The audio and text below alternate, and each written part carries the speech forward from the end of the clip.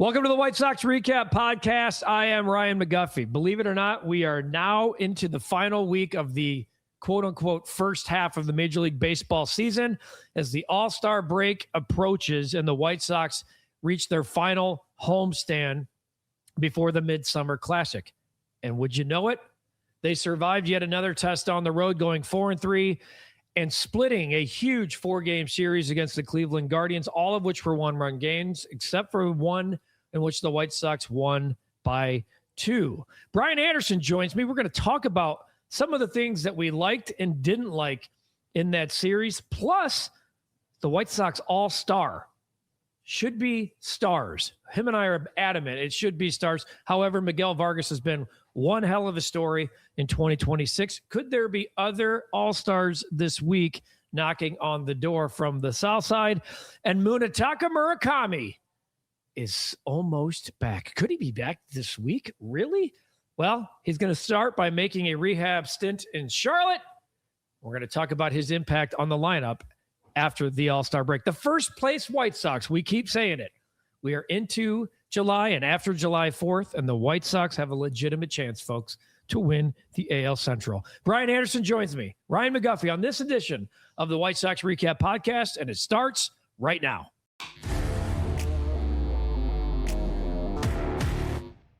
All right, my guy, BA, Brian Anderson, back in the house. The Chicago White Sox, my friend, still in first place. Now, they had a little ebbs and flows.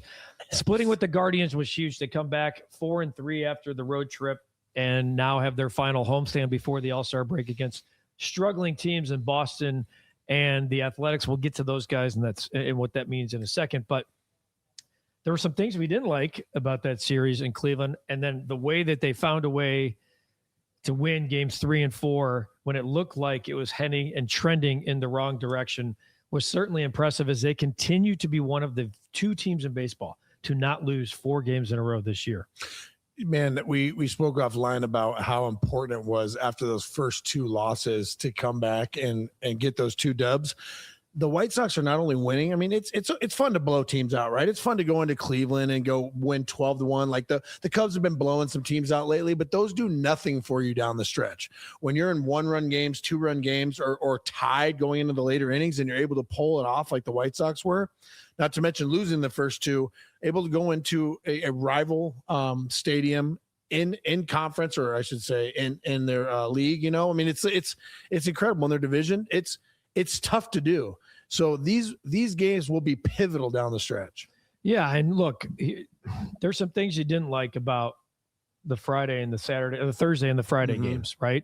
They lose both games in walk-off fashion. The bullpen blows a 5-2 lead on Thursday. You see the 2-run homer off of Grant Taylor. Will Venables pushing Grant Taylor, extending Grant Taylor to try to get a 2-inning save. And there's all kinds of social media in the moment that are like, you shouldn't be, the stats are against you when you're going 2 innings. You know what the stats are against you is when you have a guy like Sir Anthony Dominguez, who has literally now become not dependable really at any stretch in the bullpen, whether it's 7th, 8th, 9th. He walks too many hitters. He's short-changing the bullpen, and you're having to go to guys in situations you might not want to. I don't think Will Venables is going to line up in front of a microphone and say, you know what I'd like to do is get Grant Taylor as many 2-inning saves as possible. But that's where the White Sox are, and there's been important innings, very notable. And Trevor Richards, like insanely important innings lately. Sean Newcomb. I mean, he's filthy, but I hit that angle, that arm angle. Let me tell you right now, whether as a former right-handed hitter, the matchups always say, like, if it's a lefty-righty matchup, it favors me instead of facing a wipeout slider from a right-hander or someone like Grant Taylor, right? That guy's not your typical left-handed pitcher. He's filthy, man. That arm angle he has and the movement he has on that fastball and his breaking stuff is nasty. I'd like to see that guy down the stretch. Really, I mean, for the White Sox to go deep into the playoffs or even get to the playoffs, win the division, I think that he's going to have to really step up and eat up some very quality innings. Well, a huge save on Sunday in the finale in the 1-run game, which the White Sox, and I did the recap, I said played their worst defense. That's another defensively, the way they've run the bases lately, I think it needs to be cleaned up. But here's what's different, BA, about this team versus the teams of the last couple of years. You play terrible defensively, and you're just able to do enough to get the win still. That's what I like about this team. Their ability to show resiliency and bounce back after 2 tough losses. And I saw the locker room. I mean, Will Venable said, we're going to eat this one tonight. We're going to wear it in the locker room, and we're going to come back tomorrow and try to get back from it. You heard the players talk about it. Felt like a playoff series the whole time that they were in Cleveland. That's great. That feeds right into what you're talking about of the importance of one-run games. And in the 7 games against Cleveland this year, 6 have been one-run games. Yeah, and I tell you this much, man. We always harp on the White Sox and the White Sox of old, right? Those really tough years, these past 3 years before this. And we can both agree that had they gotten punched in the mouth and gotten hit hard those first 2 games, they would have folded. This is not a team that folds. And that's been the most exciting part about watching these teams, doing our podcast, doing the pre and post for the White Sox, is being able to watch them go, oh, shoot, if they lose or get their ass beat one game or 2, they're not going to roll over for the series. They're going to come back. They're going to have late inning home runs. They're going to have guys come out of the bullpen and shut it down. And for the record, Grant Taylor, I'm going to save the fans a bunch of heartache and trouble, and maybe you or whoever's here, other White Sox fans or Hoodie, right? If you throw 100 miles an hour and you leave occasional fastballs out over the plate, you're going to give up home runs. You're going to give up a slug, and that's just the nature of the beast. There's too many good hitters. There's too many strong hitters in the league now where you just need to touch it. And Grant Taylor's earned the right to have a bad game. 100%. Yeah. And again, when you're a man down in your bullpen in Dominguez, even though he's healthy, it almost feels like you have an injury. Might as well be on the DL. It almost feels like he is, because you're trying to rework guys and put guys into roles, and some guys have been overstretched and overused. Some guys have gotten hot. And for those of you who are like, what's that mean? If you've warmed up in the bullpen and they don't use you, that's like a day of pitching. Yeah, it's true. I mean, there's a big thing amongst bullpen pitchers. Their biggest gripe is getting hot too many times, right? But I think that falls on the responsibility falls on the pitching coach and the manager, right? You don't want to abuse your arm, the player's arms, but have a little professionalism, have a little self-awareness. Like some of these guys at the major league level, like you don't need to blow your you don't need to blow your arm out, like getting ready for a hitter that's 3 hitters away, right? Have a little situational awareness, go pitch for pitch, or know your body, right? So I think it's very, very important to be able down the stretch to recognize when you are going to go in the game. And you need to be able to get hot and cold every once in a while, man. That's part about being in the bullpen. You don't like it, become a starter. No doubt about it. All right, you heard in the open, and we have plenty to discuss here on the program. Miguel Vargas, the lone White Sox All-Star. I was, like everybody, I thought the White Sox deserved minimum 2, if not 3. I'm never surprised when a White Sox player gets shortchanged here. Miguel Vargas, he has been a ridiculous story. I mean, he's been just such a great find by the White Sox, who were criticized 2 years ago for this trade.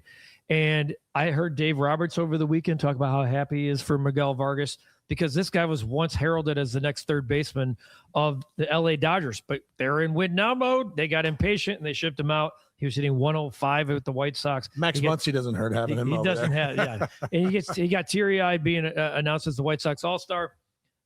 First, just your thoughts on Vargas, and then, I have a feeling like Colson Montgomery deserves to be in the game. Yeah.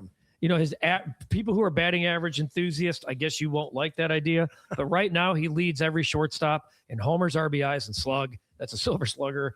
And by not getting named an All-Star, what did he do? He went out and hit like game-winning and go-ahead homers against the Guardians and back-to-back games. Yeah, he's an All-Star caliber player. And listen, I have shifted over the years. You have to shift.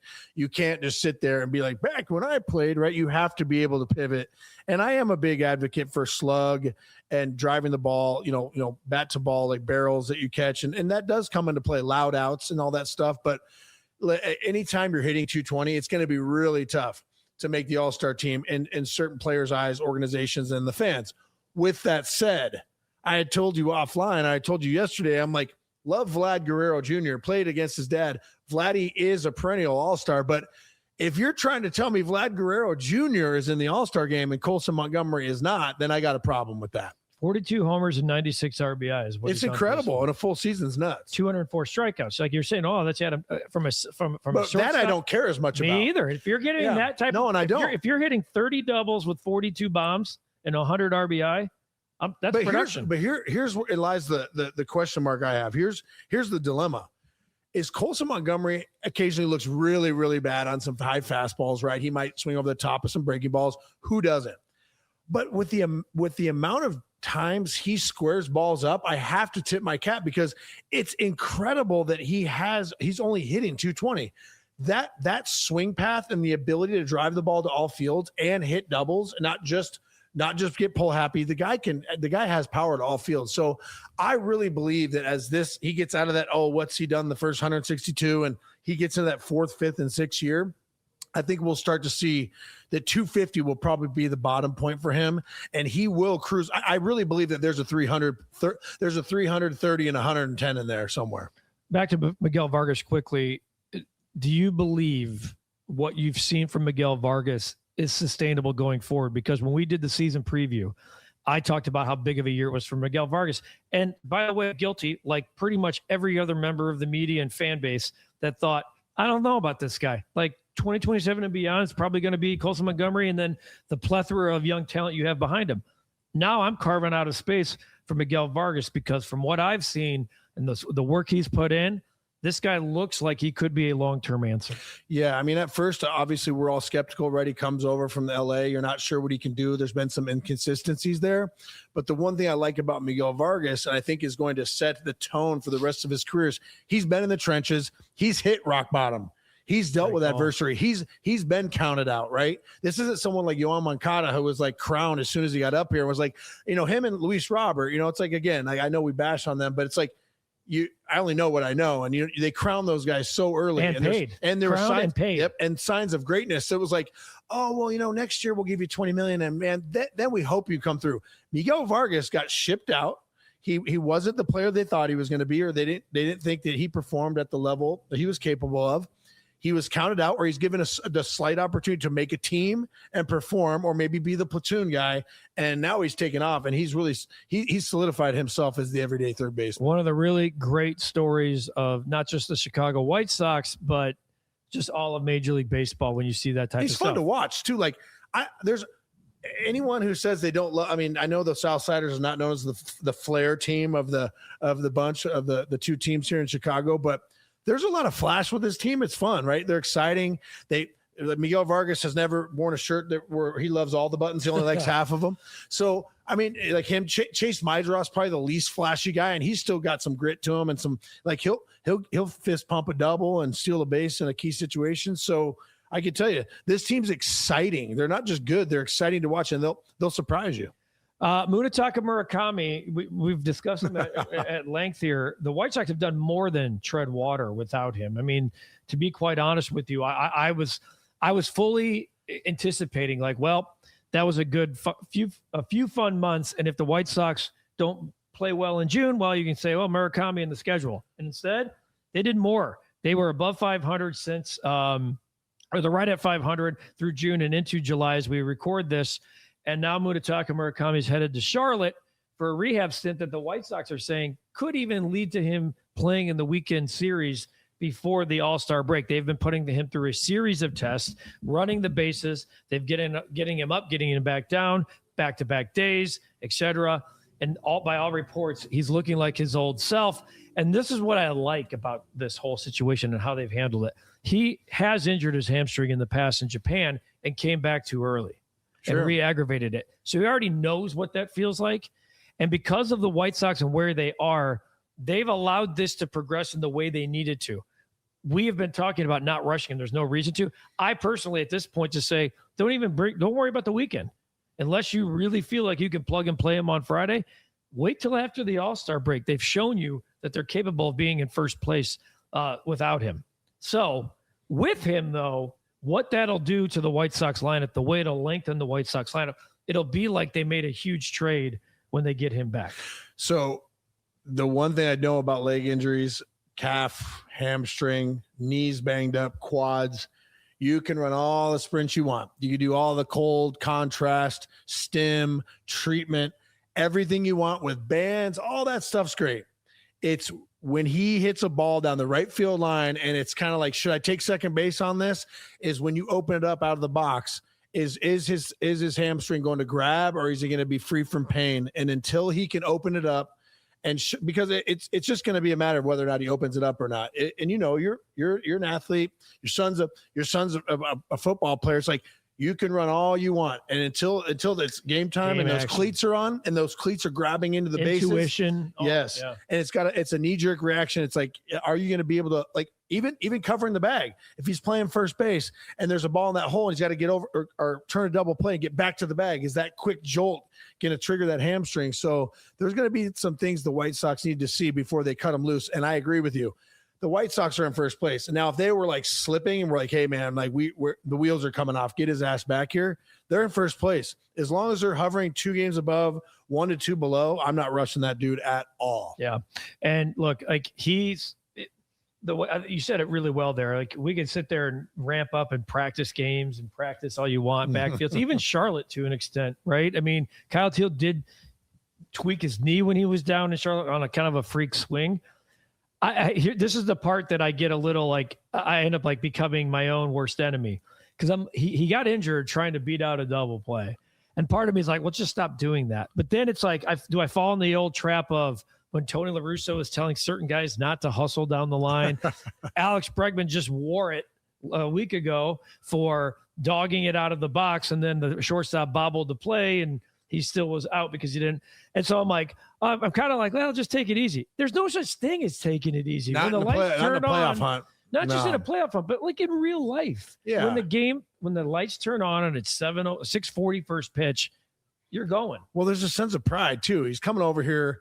He's a prideful guy. Those Japanese players love baseball historically, right? They come over here, they carry themselves well, they play the game the right way, they're successful. Let me tell you, how many eyeballs are on that guy at all times, right? It behooves him to hustle. And I think for him to dog it down the line is just not something he's okay with. Now down the stretch, if he's DHing and Will Venable's like, listen, man, any ground ball in the infield, especially the second base, I want you at 50%. I'll wear it with the media. That could be established. But some of these players who have gotten in trouble in the past have hustled out of the gate, shut it down, and then hustled once they saw the guy bobble the ball, which, I mean, hey, you're either pregnant or not. Okay? I mean, the culture, the culture is different than it was when certain guys were hustling and certain guys. It's just like there's a mandate and a standard at the top that runs down, and that's why that clubhouse is so good right now. The clubhouse, these guys are policing themselves. They're being policed. They know their manager is in charge, and they know that there's leadership qualities that, like, hey, BA, if you're not busting it, I'm going to say something and it's going to matter. Yeah. You were in clubhouses like that. You were in clubhouses that weren't like that. And so I don't expect Munetaka Murakami to change the way he plays because of this injury. I just hope when they bring him back to the big leagues that it's for the long haul. All right. So, lastly, as we come down the stretch here and go to the All-Star game and get to the All-Star break and then Major League Baseball draft, which I will be at. We'll talk about that here in a second. We did a whole podcast about the White Sox are clearly in need of pitching. That's not a secret. I think they need somebody at the top of that rotation and someone in the back end. Will they do one? Will they do both? Will they do none? I ask you this question first. It's July 6th when we record this. My answer to the question is yes. Have the White Sox shown you enough to say, make a trade of consequence? And when I say of consequence, I'm not talking about a depth arm. I'm not talking about a veteran guy to eat innings and like a decent guy having an okay year in the bullpen. I'm talking about, are you in the conversation for Aroldis Chapman? Are you going out and getting a frontline guy? Probably not Tarek Skubal, but is Freddie Peralta in your conversation? Is Sonny Gray in the conversation? My answer to this is yes. I'll give you my reasonings why. But what are yours? Because it's July. We're less than a month from the deadline, and the White Sox are the 2 seed in the American League. So you know where I stand on this, right? I think there's a fine line between selling out your organization when you're not unsure and then protecting the health of your organization long term. But the main goal, and I'll say this to fans, and everyone talks about Jerry Reinsdorf and all this stuff, and it doesn't matter. It's all arbitrary whims at this point. The main goal every single season, now if it's feasible, some are more realistic than others, is to win the World Series. And if that's, there's a pathway there. It may take some time, may take a couple years here and there, but there are no guarantees, man. And if you were not good this season, I'd say hold on to every single prospect. Sell. Keep your organizational health intact in the minor leagues. But when you're in a position that the White Sox are in right now, and you can go get a Sonny Gray, I think Aroldis Chapman's a little trickier because of his age. I think you maybe give up one prospect for him or two decent ones, like in the 15 to 20 range. But if you can go get a Logan Webb, a Sonny Gray, a Robbie Ray, depending on how he's pitching, I would say you have your pick of any two you want. Like if you that means Hagen Smith is out, see you later. I don't even care if it's Noah Schultz at this point. I know that's blasphemy, but I'm saying if you can go get a Logan Webb for Nolan Schultz and Hagen Smith, I'd be like, see ya, because the impact that guy's going to have down the stretch. The goal is to win championships, and there's zero guarantees we're playing next year. There's zero guarantees the White Sox will be in this situation next year. Too many bad things can happen. So I think that considering they are in the driver's seat right now to win and go beat the Yankees in the playoffs and maybe contend in a World Series if they have the right pieces, all bets are off. If they can get deep into the postseason, they have a chance. Beautifully constructed thought. I mean, it really was real. I didn't even write that down. That's the first time that, no, I'm kidding. I completely agree with you. Here's why. Because I think the White Sox can still have organizational health long-term by making an impact move like you just mentioned. I still think whether it's that you mentioned Hagen Smith and Noah Schultz, and for people going, well, not Noah Schultz. If you as an organization, have Hagen Smith and Noah Schultz ranked the same, it really doesn't matter which of the two you trade, to be honest with you. Noah Schultz could be more attractive to teams because he's been at the big league level, but as he's 6'10" and growing closer to 7 feet, control could be an issue for a while. Like I heard a Randy Johnson comp, he has like a 14% walk rate. And Randy Johnson had that the first 4 years of his career and then went on to a 7% walk rate the rest of his career. Hall of Famer. Okay. I hope that happens. Probably nastiest pitcher ever faced over the last over 5 year stretch. Hope that happens for Noah Schultz. But Schultz tabled for a second. You have the number 1 overall pick on Saturday. Okay. So Caleb Bonham is a top 15 pick in the game. Those guys don't get traded often at the deadline, if ever, especially now. But aren't you in essence just getting rid? Like if you were moving Caleb Bonham, you're replacing him immediately with a Cholowski or an Emerson or Von Lack, like whoever it is. You have Billy Carlson as a shortstop. You've seen enough from Colson Montgomery and Miguel Vargas to like your infield because you have Maidroth and Antonacci's playing left who could be at second. And there's a lot of good things happening in your organizational health, as you mentioned, and the guys who are on the fringe of becoming Major League Baseball players. And because you have 1-1, I think it changes everything. I'm not sit there and saying blow up the 5 that you have in the top 50, but I'm saying you can thread the needle here by trading one and maybe somebody else, a Caro or a Jacob Gonzalez, et cetera, to go get a guy at the top. I don't know, Logan Webb, perhaps. Sonny Gray, perhaps. Freddie Peralta, perhaps. Like in Aroldis Chapman for Jacob Gonzalez, I'm not saying that he's because the White Sox not going to get it done. But I'm saying like a Jacob Gonzalez for Aroldis Chapman with another minor league arm. I think something like that makes sense. I don't think a Hagen Smith, Jacob Gonzalez, and one other not for Aroldis Chapman, but for a Logan Webb, I'm going, hey. Sonny Gray, I'm going, hey. Dude, Logan Webb, you'd be getting through 2028. No, and that's what I mean. If you get that guy for 2 years, I'm giving them, I would say, here's a list of our top 10, 15 prospects. Choose any 3 you'd like. Like, thank you so much. I mean, that you just only because like the kid, Bonham. Sorry, poor kid. I'm going to talk. He's the White Sox futures game representative. I will talk to him on Sunday. I'm going to ask him flat out about this. Yeah, but guess how many home runs he has in the big league? 0. Like you're going to trade for an established frontline arm. Like you give up the uncertainty, and that's why I'm a huge fan of don't give me this untouchable stuff. Don't give me. I was untouchable. There's no guarantees, brother. Seriously, there are no guarantees, and you got to give Paul Giannis and Chris Getz and everybody. The developmental staff has shown you that they've been able to turn. I'm not going to use maybe miracles. I mean, Colson Montgomery, 99% of the time being shipped off to your team's facility in Arizona during a season, it's probably going to at least end your career with that team. But he was the only real major prospect where they're like, this guy's got to hit. He's the future. Like Chase Maidroth, he's pretty good, but man, turn heads. Miguel Vargas threw a trade, turn heads. Like these guys are big time surprises. Big time surprises. And what they've been doing with guys in the bullpen, like there's a lot of developmental wins, and there's still guys that we've written off the Drew Thorpes and the Kai Bushes and stuff because they've been so. Hey, exactly. Case in point to validate our arguments is like these guys were like, this is the future, blah, blah. We don't even talk about him anymore because injuries, lack of performance. Shane Smith is a ghost.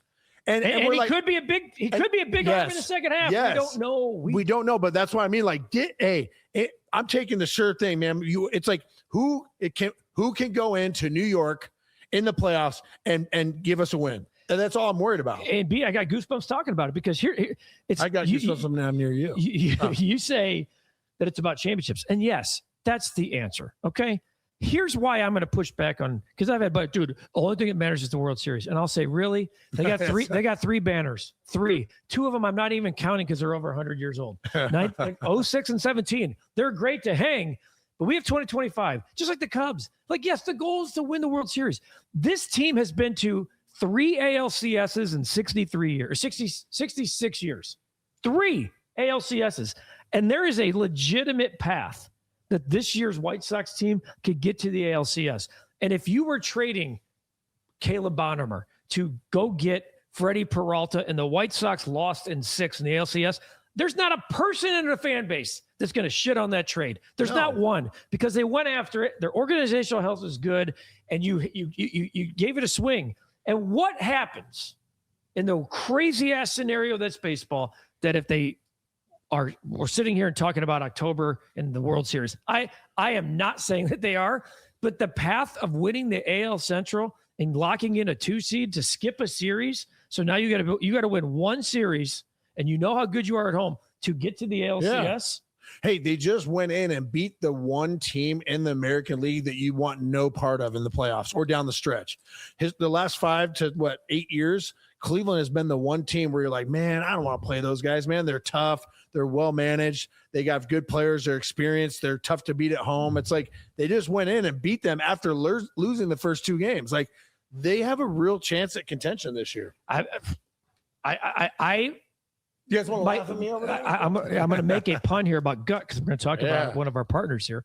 But my gut tells me that Chris knows this. My gut is telling me that Chris understands there's no guarantees about next year, literally, about next year in the health of baseball, and that you're going to get luck in career years and things to fall your way. The American League being down, Antonacci hitting 300 with like an 820 OPS, Tristan Peters being an 810 OPS. Everyone has these. Think about all of the career years that happened in 05. They're they correct. Like Tristan Peters, solid baseball player, right? Really, but he's still been a huge surprise. Huge. Every one of these motherfuckers has like horseshoes up their asses right now. So it's like, ride the wave. Like, everyone's playing top tier baseball right now. Why would you not ride this momentum? Because it could be gone next year. Colson gets hurt, you're screwed. Chase Mydroth gets hurt, you're probably screwed, being a catalyst to the top of the order. Any one of their starters, Davis Martin, Sean Burke, you're screwed if they get hurt. Right? Like in terms of starting the beginning of this year or last year. Next year. I mean, there are no guarantees, man. You got to hit the gas when it's time. You hear me talk about my gut, our great partners at Neurofiber. How's your gut these days? Oh man. Well, I got a history with Neurofiber. So I'm in the neurology space for my real job. Cappy doesn't pay me enough. I got to get a real job. So Beth over at Neurofiber, the owner, she does a tremendous job. So I've crushed about 100 of these bars. I don't recommend doing that at one time. No, yeah. Stomach issues, but I try to crush one of these a day. It's great for fiber. It's great for my gut health. And being in the neurology space, I will shed some light on, to be a little bit more serious here, with Parkinson's patients and people that suffer from neurodegenerative disorders. Gut health can be a big issue, especially with being constipated and whatnot. So making sure your gut health's intact, getting the right amount of dietary fiber in your gut, and having those proper BMs is very important. I've known this guy long enough to know that he was putting stuff in his gut in his 20s with me next to a bar at 2 a.m. That wasn't good for us. And now we're in our 40s and we're talking about it, because it's not just that, it's the brain health that goes along with it. So I usually do the dark cherry. Chocolate, the dark. No, I crushed them all. They have 3 or 4 different flavors that are off the charts. They're at all the different neurology conferences too. You can get them at Amazon. Yeah. Neurofiber, check them out. They're fantastic. And if you watch Shrinking like I do, and understand what they do for Parkinson's. Fuck Parkinson's, because that's Yeah. what they say in the show. That's And right. what they're doing to try and help any of you who have family members that are dealing with it. I will be at the draft this weekend and talking to our all-star for now, Miguel Vargas, and getting the general thoughts of those in the know about what the White Sox do at the deadline, what they do in the second half, all-stars, etc. Thoughts about the pick. My hunch right now I know what you're going to say. is that they're going Cholowski. Yeah, I don't hate my it. I'm just to play devil's advocate. I'm just going to say they go either Emerson for a little bit of more length because it'll take some time to get through the system, or Von Lackey only because they have so much depth at the shortstop position. What I love is that we just gave you multiple scenarios, like many of the mock drafts out there, and the White Sox are playing this close to the vest. They're being quiet right now, not like the old. I don't know. regime. I'll be honest. I don't know anything, and I got contacts Not like the deep old- in the system, and I have no insight. I got iced out. I like it though. I like that they don't need to know. There's some NDAs that were signed in that organization. I'll tell you. I do know. I can tell you this: Cholowski and Von Lackey were at the ballpark in the last 4 to 6 weeks, and like I said, this in the last 2 to 4 weeks for workouts. I don't know about Grady Emerson, but I do know those two were there. Yeah. So Grady Emerson said, "No, I don't need to work out. I'm going that good." well, then that tells me I'm taking the other two. I just made that up. He Yeah, just said stay that. tuned to the recap. Me on social, all of our socials, Instagram, Surfside's taking care of us. Surfside is partnering with us for the entire All-Star and MLB draft coverage, so can't wait for that. I will be all over social and the recap here on YouTube throughout the draft and All-Star weekend. So look forward to that. I'll probably be doing a podcast or 3 with this guy because we're going to have to do one after the White Sox make the number 1 overall pick. Is your gut telling you that good things are happening? My with the gut trade? feels great, man. I've been crushing neurofibers. I try to crush 1 a day. Do not eat 3 or 4 like I did one time, because you will be spending a ton of time in the bathroom. Yeah, well, that's hey, everything in moderation, my friend, except this podcast. Try to listen to as many episodes as possible. For BA, I'm Guff. Follow me at Ryan McGuffey for all of the MLB draft and All-Star game coverage here on the recap. And if you're not subscribing to the recap, come on, man. Join the fun. Subscribe, hit that notification bell. Every time we drop a new podcast, you get the notification on YouTube. So if you watch on YouTube, we thank you. If you're listening on audio only, we always appreciate you there as well. A lot to come with the White Sox playing their final homestand of the first half. I'm going to do an interview with Paul Yanish, by the way, the director of development. He's player great. development. He's wonderful. I'll be doing the last game before the All-Star break. I'm covering a pre and post on CHSN. So check out CHSN on Sunday. BA will be there. I will be in Philadelphia. So a lot to come here on the podcast. For BA, I'm Guff. We thank you for watching this edition, listening to this edition of the White Sox Recap Podcast.